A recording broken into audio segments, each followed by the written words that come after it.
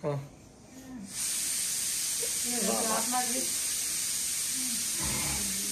birthday to you. Happy birthday. Hi hello ನಮಸ್ಕಾರ, welcome back my YouTube channel. ಯಾರೆಲ್ಲ ಇನ್ನೂ ನನ್ನ ಚಾನಲ್ನ ಸಬ್ಸ್ಕ್ರೈಬ್ ಮಾಡಿಲ್ವೋ ದಯವಿಟ್ಟು ಬೇಗ ಹೋಗಿ ಸಬ್ಸ್ಕ್ರೈಬ್ ಮಾಡಿ. ಆ್ಯಂಡ್ ವಿಡಿಯೋನ ಕೊನೆವರೆಗೂ ಸ್ಕಿಪ್ ಮಾಡಿದೆ ದಯವಿಟ್ಟು ನೋಡಿ. ನೋಡೋಕ್ಕೆ ಇಂಟ್ರೆಸ್ಟ್ ಇಲ್ಲ ಅಂದರೆ ಹಂಗೆ ಪ್ಲೇ ಮಾಡಿಬಿಡಿ ಸಾಕು. ಇವಾಗ ನೋಡ್ತಾ ಇರೋದು ಬಂದು ಮಂಗಳವಾರದ ಮಿನಿ ವ್ಲಾಗ್ ಆಗಿರುತ್ತೆ.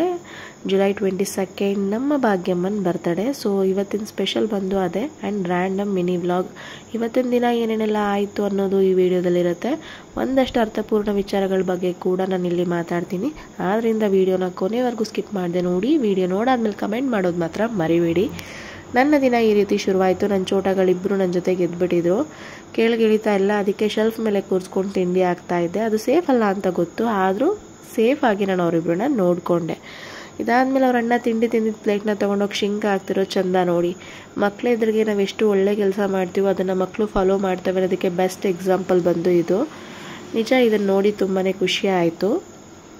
ಸೊ ಆದಷ್ಟು ಮಕ್ಕಳಿಗೆ ಒಳ್ಳೆ ಮೌಲ್ಯಗಳನ್ನು ಕಲಿಸೋಣ.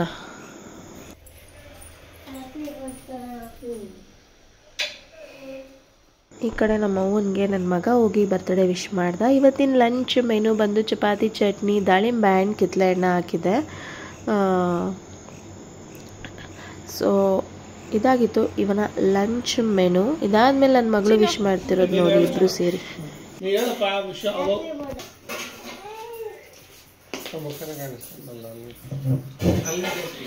ಸಾಕು ಬಿಡಿ. ಇಬ್ಬರು ಭಾಗ್ಯಮ್ಮಂಗೆ ವಿಶ್ ಮಾಡಿ ಆಚೆ ಬಂದರು. ವ್ಯಾನ್ ಬರೋ ಟೈಮ್ ಆಯಿತು. ಖುಷಿಕ್ನ ವ್ಯಾನ್ ಹತ್ತಿಸಿ ಒಳಗೆ ಬಂದು ಟೀ ಕುಡ್ದು ಅಷ್ಟೊತ್ತಿಗೆ ಐರನ್ ಅಂಕಲ್ಗೆ ಕಾಲ್ ಮಾಡಿದೆ. ಅಂಗಡಿ ಓಪನ್ ಮಾಡಿದಿರಾ ಅಂತ ಹೇಳಿ ಹ್ಞೂ ಅಂತ ಹೇಳಿದರು ಅಂತ ಬಟ್ಟೆ ತೊಗೊಂಡೋಗಿ ಐರನ್ಗೆ ಕೊಟ್ಟು ಬಂದೆ. ಮೊದಲೇ ವ್ಲಾಗ್ಸಲ್ಲಿ ನೋಡಿರ್ತೀರ, ಇದೇ ಪುಟ್ಟ ಶಾಪಲ್ಲಿ ಐರನ್ ಮಾಡಿಕೊಡ್ತಾರೆ. ತುಂಬ ಫ್ರೆಂಡ್ಲಿ ಆಗಿದ್ದಾರೆ ಅಂಕಲು. ಬಟ್ಟೆ ಐರನ್ಗೆ ಕೊಟ್ಟು ಮನೆಗೆ ಬಂದು ತಿಂಡಿ ಎಲ್ಲ ತಿಂದು ಮತ್ತು ಅಂಗನವಾಡಿಯಿಂದ ಪಾಪುಗೆ ಫುಡ್ ಕೊಡ್ತೀವಿ ಬನ್ನಿ, ಪುಷ್ಟಿ ಆಹಾರ ಕೊಡ್ತೀವಿ ಬನ್ನಿ ಅಂತ ಕಾಲ್ ಮಾಡಿದರು ಅಂತ ಹೇಳಿ ಗಾಡಿಯಲ್ಲಿ ಅಂಗನವಾಡಿ ಕಡೆಗೆ ಹೊರಟ್ವಿ. ಇವತ್ತು ಮಂಗಳವಾರ ನಮ್ಮೂರಿನ ಸ್ಪೆಷಲ್ ಸಂತೆ ನಡೆಯುತ್ತೆ. ಇದ್ರ ಸ್ಥಿತಿ ಹಿಂಗೈತೆ, ಸಂಜೆ ಅಷ್ಟೊಳಗೆ ಇಲ್ಲೆಲ್ಲ ಜಾಗನೇ ಇರಲ್ಲ. ಸೊ ಇದು ಸಂತೆದೊಂದು ವ್ಲಾಗ್ ಕೂಡ ಇತ್ತು, ಅದನ್ನು ಇವತ್ತು ಬಯೋದಲ್ಲಿ ಮೆನ್ಷನ್ ಮಾಡ್ತೀನಿ. ಅದನ್ನು ಒಮ್ಮೆ ವಾಚ್ ಮಾಡಿ ಅಂತ ಹೇಳೋದಕ್ಕೆ ಇಷ್ಟಪಡ್ತೀನಿ. ಇವಾಗ ನೋಡ್ತಿರೋದು ಬಂದು ನಾನು ಓದಿರೋ ಅಂಗನವಾಡಿ ಕೂಡ ಇದೆ. ನಾನು ಓದಿದ್ದೀನಿ, ನನ್ನ ಮಗ ಕೂಡ ಇದೆ ಅಂಗನವಾಡಿಲಿ ಓದಿದೆ. ಬಟ್ ಇದರ ದುಸ್ಥಿತಿ ಏನಂದರೆ ಇವಾಗಿರೋದು ಈ ಅಂಗನವಾಡಿಲಿ ಇಬ್ಬರೇ ಮಕ್ಕಳು. ಎಲ್ಲ ಕಾನ್ವೆಂಟ್ ಬಂದುಬಿಟ್ಟು ನನ್ನ ಮಗನಂತೂ ನಾನು ಕಳಿಸಿದ್ದೀನಪ್ಪ ಅಂಗನವಾಡಿಗೆ.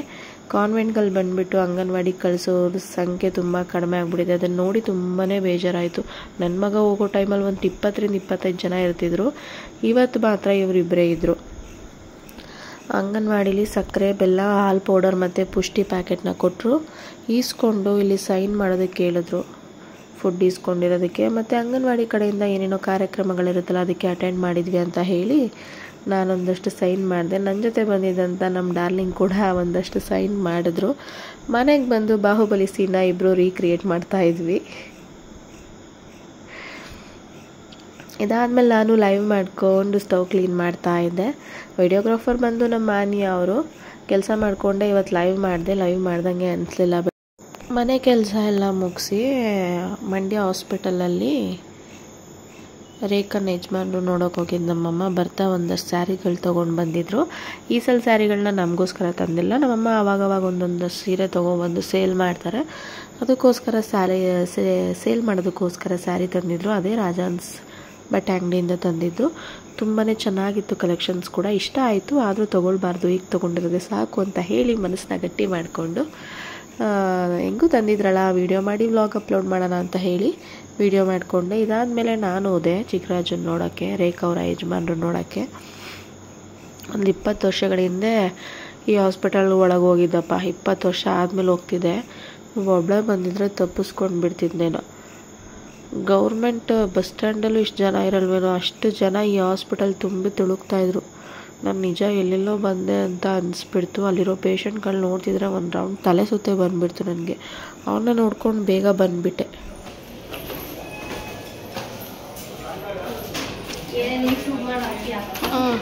ನಮ್ಮ ಚಿಕ್ಕನ್ ನೋಡೋಕೆ ಬಂದಿದೆ ಅಂತ ಆದರೂ ಹಾಸ್ಪಿಟಲ್ನ ಇನ್ನೂ ಸ್ವಲ್ಪ ಕ್ಲೀನಾಗಿ ಮೇಂಟೈನ್ ಮಾಡಿದ್ರೆ ತುಂಬಾ ಒಳ್ಳೆಯದಂತ ಅನ್ನಿಸ್ತು. ಅಲ್ಲಿಂದ ನಮ್ಮಮ್ಮ ನನಗೊಂದು ಜೊತೆ ಡ್ರೆಸ್ ತಂದಿದ್ರು. ನನಗೆ ಅದು ಯಾಕೋ ಲೈಕ್ ಆಗ್ತಿರ್ಲಿಲ್ಲ ಅಂತ ಹೇಳಿ ಎಕ್ಸ್ಚೇಂಜ್ ಮಾಡೋಣ ಅಂತ ರಾಜಾನ್ಸ್ ಬಟ್ಟೆ ಅಂಗಡಿಗೆ ಬಂದಿದ್ದೆ. ಇದೇ ನಾವು ತಗೊಳ್ಳೋ ರೆಗ್ಯುಲರ್ ಶಾಪ್, ರಾಜಾನ್ಸ್ ಸ್ಯಾರಿ ಶಾಪು. ಇಲ್ಲಿ ಬಂದು ಕಾರ್ಡ್ ಸೆಟ್ ತೊಗೊಂಡೆ. ಅಲ್ಲಿಂದ ಮನೆಗೆ ಬಂದು ಊಟ ಮಾಡಿ ಸ್ವಲ್ಪ ಹೊತ್ತು ರೆಸ್ಟ್ ಮಾಡಿದೆ. ಅಷ್ಟೊತ್ತಿಗೆ ನನ್ನ ಮಗ ಸ್ಕೂಲಿಂದ ಬಂದು ಅವ್ನ ಡ್ರೆಸ್ ಎಲ್ಲ ಚೇಂಜ್ ಮಾಡಿ ಯೂನಿಫಾರ್ಮ್ ವಾಶ್ ಮಾಡೋಣ ಅಂತ ಹೇಳಿ ಯೂನಿಫಾರ್ಮ್ನ ವಾಶ್ ಮಾಡ್ತಾ ಇದ್ದೆ. ಯೂನಿಫಾರ್ಮ್ ವಾಶ್ ಮಾಡಿ ಒಣಗಾಕಿ ಸ್ವಲ್ಪ ಹೊತ್ತು ಲೈವ್ ಮಾಡೋಣ ಅಂತ ಹೇಳಿ ಕೆಳಗೆ ಬಂದೆ. ಮತ್ತು ಬಟ್ಟೆ ಐರನ್ ರೆಡಿ ಇದೆ ಅಂತ ಅಂಕಲ್ ಕಾಲ್ ಮಾಡಿದ್ರು. ಬಟ್ಟೆ ಇಸ್ಕೊಂಡು ಬರೋಕ್ಕೆ ಹೋದೆ.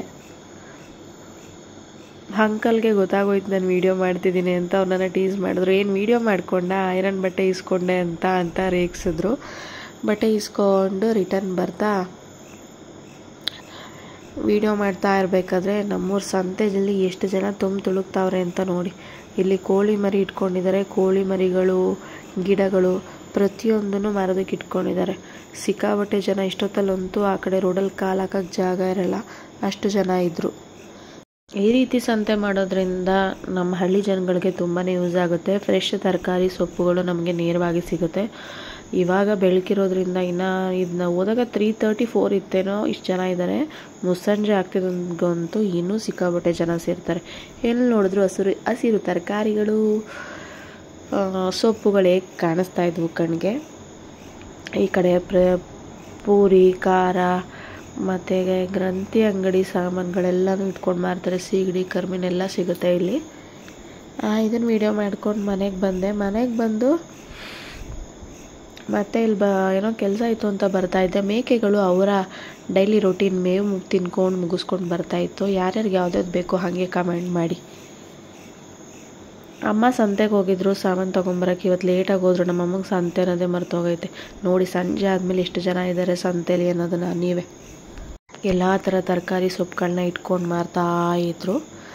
ಇದನ್ನು ಹಾಗೆ ವೀಡಿಯೋ ಮಾಡಿಕೊಂಡು ಬಂದ್ವಿ.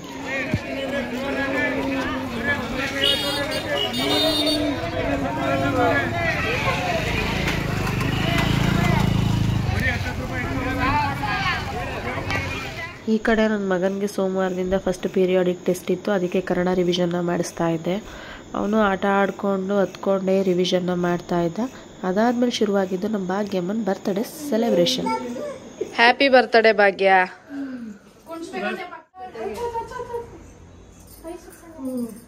ಹ್ಯಾಪಿ ಬರ್ತ್ಡೇ ಟು ಯು ಸೌಭಾಗ್ಯ.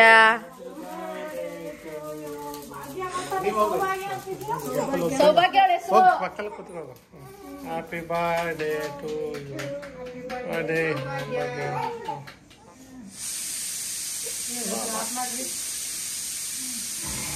Happy birthday to you. Cake cutting ಎಲ್ಲ ಆಯಿತು. ನನ್ನ ಮಗಳು ಯಾರು ಹೇಳ್ದೇನೆ ಅವಳೇ ಕೇಕ್ ಎತ್ಕೊಂಡೋಗಿ ನಮ್ಮ ಅಜ್ಜಿಗೆ ತಿನ್ನಿಸ್ಬಿಟ್ಲು. ನಮ್ಮ ಅಜ್ಜಿಗೆ ಬೆಸ್ಟ್ ಬರ್ತ್ಡೇ ಗಿಫ್ಟ್ ಅನ್ಸ್ಬಿಡ್ತೋ ಏನೋ ಗೊತ್ತಿಲ್ಲ. ಸಿಕ್ಕಾಬಟ್ಟೆ ಖುಷಿ ಬಂದು ತೇಲಾಡೋದ್ರು. ಈ ಕಡೆ ಅವ್ರ ಅಣ್ಣಂಗೂ ಕೇಕ್ ತಿನ್ನಿಸ್ತಾ ಅವಳೆ ನೋಡಿ ನನ್ನ ಚೋಟ. ನಮ್ಮ ಅಜ್ಜಿಗೆ ಅದೇ ಒಂದು ಖುಷಿ. ಅದೇನೋ ಒಂಥರ ಸಿರಿ ಬಂದು ಹೊಲ ಆಡ್ತಾಯಿದ್ರು ಅಂತೀವಿ ನಮ್ಮ ಲೋಕಲ್ ಲ್ಯಾಂಗ್ವೇಜಲ್ಲಿ. ಹಂಗೆ ನಮ್ಮ ಅಜ್ಜಿಗೆ ಫುಲ್ ಸಿರಿ ಬಂದು ಹೊಲ ಆಡ್ತಾಯಿದ್ರು. ಈ ಕಡೆ ನನ್ನ ತಮ್ಮ ಏನೋ ಆಟ ಆಡ್ಸೋಕೆ ಎತ್ಕೊಂಡ್ಬಿಟ್ಟ. ಸೋಫಾದಿಂದ ಇಳಿದ್ಬಿಟ್ಲು. ಈಗ ಸೋಫಾ ಹತ್ತಕ್ಕೆ ಸಿಕ್ಕಾಬಟ್ಟೆ ಸರ್ಕಸ್ ಮಾಡ್ತಾವಳೆ. ನಾವು ಯಾರೂ ಹೆಲ್ಪ್ ಮಾಡ್ತಾಯಿಲ್ಲ. ಅವನು ನೋಡ್ಕೊಂಡು ಮಜಾ ತಗೊತಾವನೆ. ನಾನು ಕುತ್ಕೊಂಡು ವೀಡಿಯೋ ಮಾಡ್ಕೊಳ್ತಾ ಇದ್ದೆ. ಅವಳು ಒಟ್ಟಿನಲ್ಲಿ ಸೋಫಾ ಮೇಲೆ ಕೂರಬೇಕು, ಬಟ್ ಅದು ಆಗ್ತಾಯಿಲ್ಲ. ಅದಾದಮೇಲೆ ನನ್ನ ತಮ್ಮನಿಗೆ ತಿನ್ನೋದಕ್ಕೆ ಅಂತ ಚಿಪ್ಸ್ ತಂದು ಕೊಟ್ಟು ಔಸಿಟ್ರೆ ಇವಳೋಗಿ ಕಂಡಿಡಿದ್ಬಿಟ್ಲು ಅದನ್ನು. ನನಗೆ ಗೊತ್ತಿಲ್ಲ ಅಲ್ಲಿ ಚಿಪ್ಸ್ ಐತೆ ಅಂತ, ಬಟ್ ಇವಳು ಶಾರ್ಪ್ ಇದ್ದಾಳೆ, ಹೋಗಿ ಹುಡುಕ್ಬಿಟ್ಲು. ಪಾಪ ಮಲ್ಕೊಂಡ್ಲು. ಅಪ್ಪ ಊಟ ಮಾಡ್ತಾಯಿದ್ರು. ಇಬ್ಬರು ಪಟಾಕಿಗಳು ಟುಸ್ ಆಗೋದ್ರು. ಒಂದು 8:30, 9 o'clockಗೆಲ್ಲ ಇಬ್ಬರು ಮಲ್ಕೊಂಡು ಬಿಡ್ತಾರೆ. ಇವ್ರು ಮಲ್ಗಾದ್ಮೇಲೆ ಏನಿದ್ರು ನಮ್ಮ ಊಟ. ನಮ್ಮ ಡಾರ್ಲಿಂಗ್ಸ್ಗಳಿಗೆ ವೆಯ್ಟ್ ಮಾಡ್ತಾಯಿದ್ದು. ಅವ್ರ ಜೊತೆ ಕೂತ್ಕೊಂಡು ಊಟ ಮಾಡಿದ್ದಾಯಿತು. ಊಟ ಮಾಡಿಬಿಟ್ಟು ಹಾಗೆ ವೀಡಿಯೋ ಒಂದೆರಡು ಪೋಸಸ್ ಕೊಟ್ವಿ. ಸೊ ಹೇಗಿದೆ ಇವತ್ತಿನ ವ್ಲಾಗ್ ಅಂತ ಕಮೆಂಟ್ ಮಾಡೋದು ಮರಿಬೇಡಿ. ಇದಾಗಿತ್ತು ಮಂಗಳವಾರದ ಮಿನಿ ವ್ಲಾಗ್ ಆ್ಯಂಡ್ ನಮ್ಮ ಭಾಗ್ಯಮ್ಮನ birthday special video. I hope ಈ ವಿಡಿಯೋ ನಿಮಗೆಲ್ಲ ಇಷ್ಟ ಆಗಿರುತ್ತೆ ಅಂತ ಭಾವಿಸ್ತೀನಿ. ದಯವಿಟ್ಟು ಇಷ್ಟ ಆಗಿಲ್ಲ ಅಂತಂದರೆ ಅಡ್ಜಸ್ಟ್ ಮಾಡ್ಕೊಳ್ಳಿ. ಏನಾದರೂ ತಪ್ಪಿದರೆ ಕ್ಷಮಿಸಿ ಅಂತ ಹೇಳ್ತಾ ವಿಡಿಯೋನ ಮುಗಿಸ್ತಾ ಇದ್ದೀನಿ. ಮತ್ತೆ ಸಿಗ್ತೀನಿ ಹೊಸ ವೀಡಿಯೋ ಒಂದಿಗೆ. ಬಾಯ್.